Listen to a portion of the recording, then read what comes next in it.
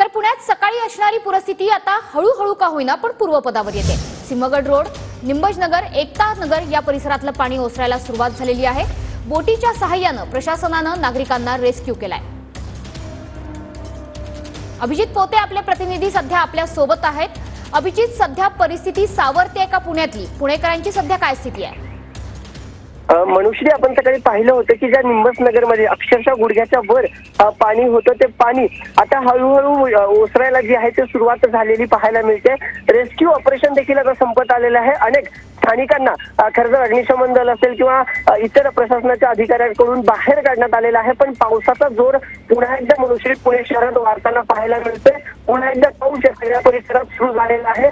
बऱ्याचशा नागरिकांना रेस्क्यू करून सगळ्या टीम, अग्निशमन टीम असेल किंवा इतर टीम असतील, त्यांनी आता इथल्या स्थानिकांना बाहेर बऱ्यापैकी काढलेलं आहे।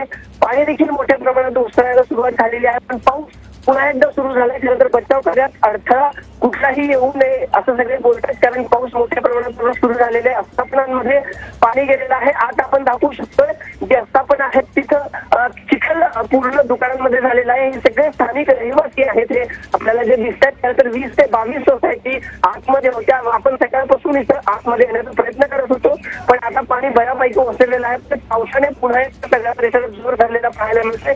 ही दृश्य आपण लाईव्ह दृश्य पाहतोय। खरं तर जे चिखल आहे तो आता आस्थापनांमध्ये गेलेला आहे। सगळे व्यापारी बंधू आपल्याला दिसत आहेत जे आता हळूहळू साफ करतात। खरं तर गुडघाभर पाणी या सगळ्या परिसरात होतं। रेड अलर्ट पुणे शहरासह जिल्ह्याला आज देखील देण्यात आलेला आहे। पावसाचा जोर पुन्हा एकदा वाढताना पाहायला मिळतोय।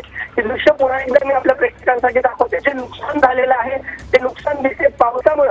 हे सगळं पाणी या सगळ्या आस्थापनांमध्ये शिरलेलं होतं। इलेक्ट्रॉनिक्स आयटम्स आहेत हे सगळे आता मोठं नुकसान या सगळ्या व्यापाऱ्यांचं, नगरमधल्या व्यापाऱ्यांचं झालेलं आहे। डोळ्यात अश्रू जे आहेत लोकांच्या दिसत आहेत, ज्यांची दुकानं आहेत त्यांना खरं तर रडू कोसळते, कारण मोठा हा सगळा संसार असतो। तो सगळा एक पावसानं अवघ्या 3 ते 4 नक्कीच त्याच्यामुळे अवघ्या काही तासांच्या या पावसाच्या हाहाकारानं आता अनेकांचे संसार उद्ध्वस्त होताना बघायला मिळतात। सकाळी 10 वाजताची दृश्य होती आणि आता पुण्यातलं पाणी ओसरायला सुरुवात झाली आहे।